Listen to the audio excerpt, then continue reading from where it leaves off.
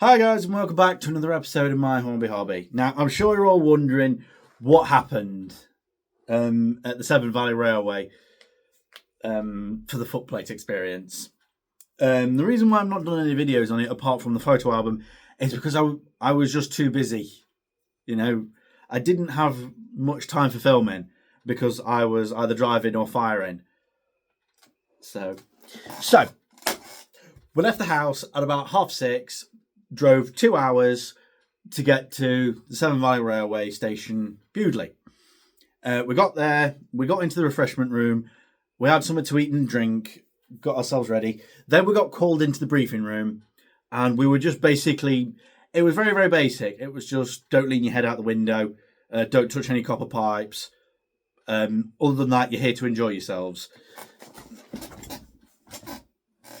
You know, there wasn't that much waffling. And then we got to go up to the station and see the engine. It was a LMS Stania Mogul, the last survivor, I believe. And it was really misty and foggy and perfect for photos, really. So there were plenty of photos being taken left, right, and centre. And it was already coupled up to the train. There was seven, a mixture of maroons and blood and custards. And then the three of us that were there, so there was me, Paul and John, we were invited onto the footplate and taken through the controls, what each of them do and etc. And we also got a look inside the firebox. Bearing in mind this is a tender locomotive, the firebox is quite long. I mean, if you know as much about locomotives as I do, and then some, you know that you've got to get cold to the front as well to heat the front of the boiler. You know what I mean? But that will be covered in a minute. So after that, John had to get off because he was doing the next set.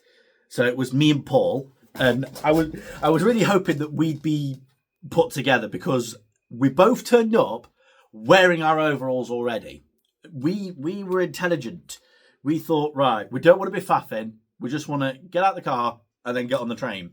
So we both had exactly the same colour overalls. You probably would have seen him in the photos. John was wearing black. Me and Paul were wearing blue. So me and Paul were put together, and then the driver was like, right, which one of you is going first? And Paul immediately just went, you. Just pointed at me. Thought, yes. So I sat there, nice big wheel for the reverser. The regulator was within arm's reach, so were the brakes. The whistle I kind of had to lift myself up for. But then, you know, you could see the signals at the very end of the platform, just waiting for the right of way. And then I got myself set up, so you unlock the reverser, you wind it clockwise for forward, and the thing comes back. It's really weird. You know, telling you how much percentage you're using. So 75% to get you started. Wind it clockwise until it's at 75%. Lock the regulator off. Reverser. And then that gets yourself started. Then you open the ejector. And that will build up the vacuum for using your brakes. So you'll then take the brakes off. And then it will build up. You wait until it gets to 21 pounds. That's how much it takes for locomotive brakes to come on and off. And then, you know, I was just sat there just waiting and waiting for the signal to drop. And then we finally got it. So blow the whistle. Nice big one. And then the regulator's got a bit of slack in it. You've got a bit of play before it actually does something. So you've got to bring it up. You bring it up and then you've got to pull and tug until you can feel it engaging. So you just put it on a little bit and then I felt the locomotive start to move. I just felt it slowly start to move out of the station. Just slowly. And the driver told me to open it up a bit more, so I did. And then, you know, we passed the signal box. We got going. Another good whistle. We kept going and going. Once we'd picked up a decent amount of speed, shut the cylinder cocks, and then I was able to really open up the regulator a little bit about 15 miles an hour, 15, 20 miles an hour speed limit. So we just got going, and then I had to notch up or link up, which is where you unlock the reverser and you take it back. Because if you've got it set to 75% all the time, you're using way too much steam. So I went back to 65, 60, 40, 45. I wound it back anytime he asked me to, and locked it off. And then we got to the first station. So regulator was completely shut. It was just doing it on the reverser. And then brakes, you bring it on to about 17. Then you take them off, onto about 15, take them off. And you do feel this sudden decrease of speed there. And you just kind of glide into the station about 10 miles an hour.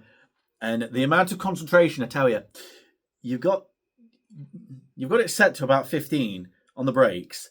And, you're just gliding into the station. You're trying to not, lurch or make the loco jump or do anything like that. And I brought us to a controlled stop. Once you stop, here's the weird thing. You have the brakes on, then you take them off. The locomotive stops, then you put the brakes all the way on to hold it. And then you can do whatever you need to do with the reverser and whatnot. During all that, Paul had been firing for me. He'd been opening the injectors to bring water from the tender to the boiler. And he'd also been firing as well. He made firing look so easy. In my side vision, I could see him. He made it look so easy, but it wasn't, as I was about to find out. So then we swapped places. And then once we got the right of way, Paul was driving all the way from Arley to Bridge North. And if you know the Severn Valley Railway, you'll know that the gap between Arley and Bridge North is quite a long one. So he got a nice long stretch on his. But don't worry, I get my own back at the end of the day. So I was firing. Thankfully, Paul had already made a good fire for me. So I didn't need to touch it. But anytime we went down a gradient or something, when he wouldn't be using that much steam, I opened the injectors, which if you've ever touched an injector, you'll know that you've got to use both hands to get it to undo it a full turn, and then it fills up, and then you can shut it again when you start using steam. The firing part was very interesting because there's two different ways you can do it. You can either swing round to your right or swing round to the left. And I'm right-handed, so I swing round like this. So I swung round to my right, essentially. So if I just put you back there. So imagine there's the tender. Here's the firebox. So I was doing that. I was doing it that way. So that's the way I was stepping. Okay? Because I thought right-handed, surely I'd need to do it that way. But then I thought, hold on, there's more coordination involved there. Whereas this feels more natural. And I tell you, there's an art to getting the coal exactly where you need it to go. Because you've got to get it to the back, to the sides, the middle, and the front. And I really struggled to get it to the front when I first started. You've got to you get the coal on the shovel, and then you've got to really swing it to get it in. Because obviously, fire burny. So the first time I struggled a little bit, to get it right to the front. And, half the time it would end up bouncing off the firebox and then dropping onto the floor in front of us. I eventually got into a rhythm. The next chance I got to fire it, a few more miles down the line, the fireman said to me, get it to the front. So I just kept going, just proper yeeting it. Just kept going, really getting it to the front. And he did also say that the colour of the smoke was just the right colour. It was like a lightish grey, like not quite dark grey, not quite clear, but you could see the steam basically. So he said, "Oh, that's good. That means we've got a good fire going." It was backbreaking. I mean, my heart rate was topping at 128. So we finally got to Bridge North. Paul performed beautifully. We both did. We shook hands with the driver and fireman, and then they said we'd be back on later. We dismounted. They went to get some coal and water. Paul went to look at the signal box, and he basically explained what all the levers do. Half of them are points, half of them are the signals. What each, and about the sections and all that jazz. I didn't really pay attention because I was really thirsty. I'd been working just as hard as the locomotive. So I went to the pub, got myself a J2O, full of ice, some quavers and a chocolate bar, and I just refueled myself because I knew I'd need the energy later. And then after the locomotive had been coaled up, it then switched ends, so now it was driving backwards to go to Kidderminster. And this was John's turn. And as we passed, he said he was a bag of nerves. He was really nervous about it. He's an engineer, ladies and gentlemen. He's an engineer. He's got his own company. And he's... I love it. He was a bag of nerves. I was sat on the train with Mum and Dad and Jill, his wife. I'm sorry if I didn't mention that. And we just got talking a lot. And all the way to Kidderminster, we heard him blowing the whistle. He'd really found his stride. You could tell. Just proper making it crow. Woo! Just doing exactly what you would do if you were given a whistle. You would do everything with it. And then we stopped at Arley again, and I think they swapped over. So John had been driving, then he got to fire, or vice versa. I don't know exactly what happened, but he did get to do both things, and he was up there with just the driver and the fireman. Me and Paul were on the train. So we got to Kidderminster, taking photos everywhere. It was beautiful at Kidderminster. It switched ends, and then... Right, lads. Right, I've got to mention this thing. When we first got on the locomotive at Bewdley, we were on the platform, okay? So getting onto the locomotive is about that height, okay? Getting from the ground to the locomotive is like getting up here, right? Just imagine if I've got a set of handrails here, I've really got to push off to get myself up. It's probably even higher than that. It's so weird to go from driving wheel level up to the cab, up to the footplate, whatever you want to call it. It was a fantastic day, though. It was stupidly superb. And I was sat there in the evening sun. It was coming up to about 2 o'clock, 1 or 2 o'clock-ish. I remember looking at my watch and saying to Paul, just think, everyone at work is eating their lunch right now. We're out here having fun. And I also said to him, but now I know how Thomas felt. In the episode Thomas's Train, when he's just waiting and waiting, he wants to get going. I now know how that feels, because I was like, come on, where's the right of way? Come on, the line's got to be clear. Come on, we've got the token. Come on. And then finally we got the right of way. Nice whistle blast. The reverse was already set. Brakes off. Regulator. And then we set off out of Kidderminster all the way through. And I've got to tell you this bit. Between Kidderminster and Bewdley, there's a nice tunnel. So you've got to have the firebox doors open so you can see the gauge. It is such a different experience to drive a locomotive through a tunnel, through completely onto darkness. You've just got the amber glow of the fire to see by. You've got darkness all around you. It was fantastic. I was loving it. Nice long blast sharp of the whistle before we went in, and then before you come out as well. And then the driver said to me, right, we're about to come into Bewdley, so slow her down, take it to 15, off, on. And he said, don't go past the red signal. Now, I've done that many times in train sim, in both 3, 4 and 5. It is quite an art not to go past that signal, because the signal is very, like I said, it was at the very end of the platform. So the concentration to make sure you're going slow enough through that station to be able to stop yourself. Don't forget, you've got however many tons of locomotive to stop, plus the train behind you. And by now it had truly brightened up, so the rail conditions should have been a bit better. And I brought us in for a nice controlled stop. Brakes off, on, fully on. and then reverser into mid-gear, destroy the vacuum, and it was brilliant. It was fantastic. It was fantastic. But the day didn't end there, lads. No, tenants. It didn't end there. Because once we got off, we then got... In fact, I shall show you. We then got these puppies, which is the certificate.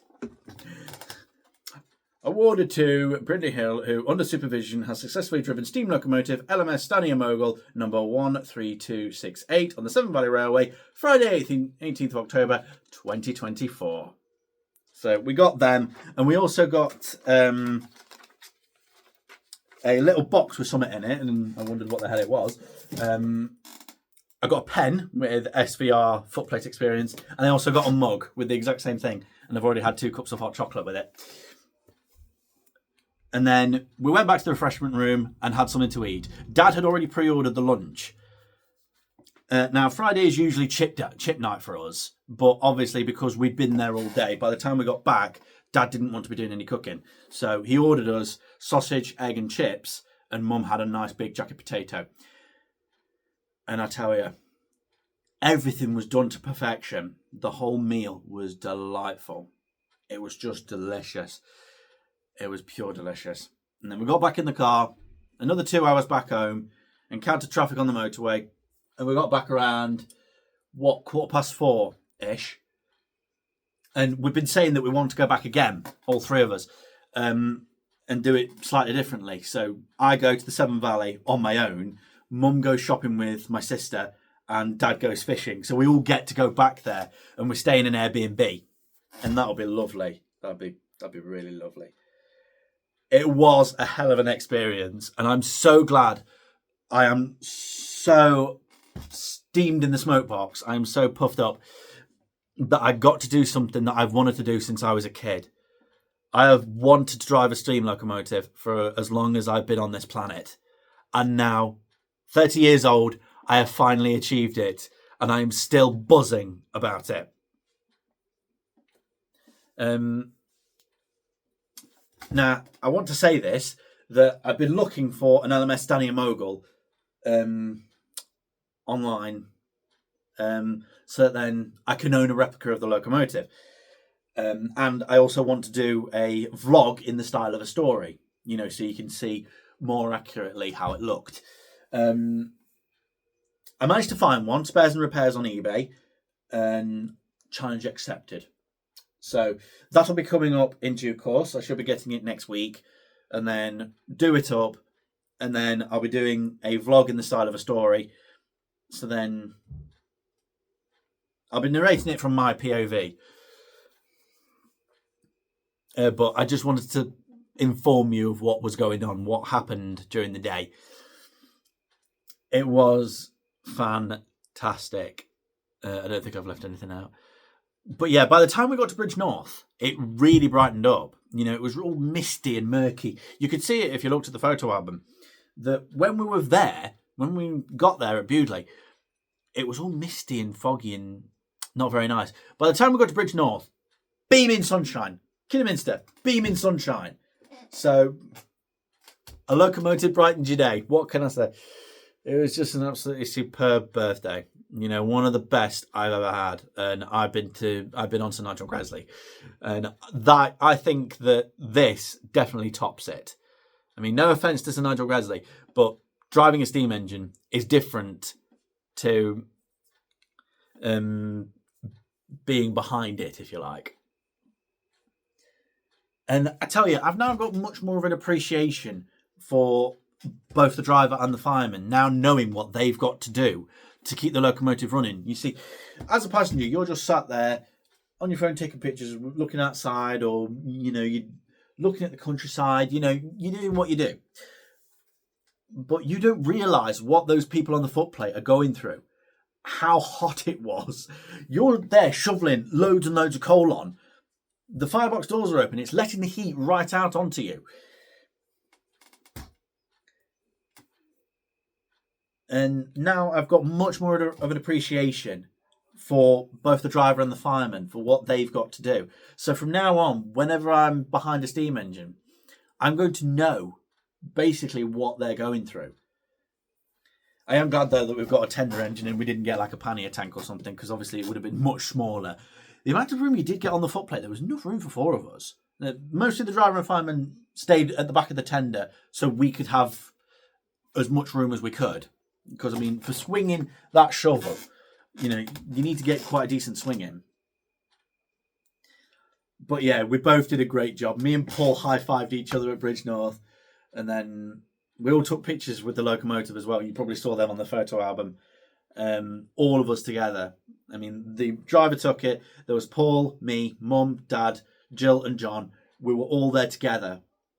And that's the thing about railways. It brings people together.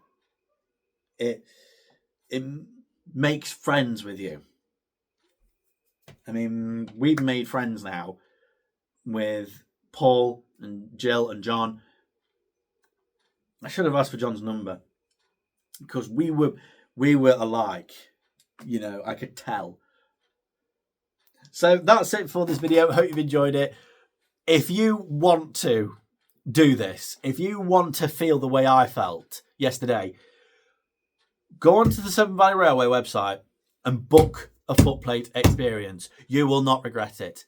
It will be expensive, yes, but it'll be worth every penny once you're behind that footplate. Trust me on it.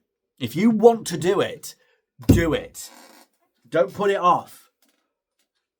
So that's it for this video. Hope you've enjoyed it. If you did, like, comment and subscribe. Always much appreciated. And until next time, stay safe and thanks for watching.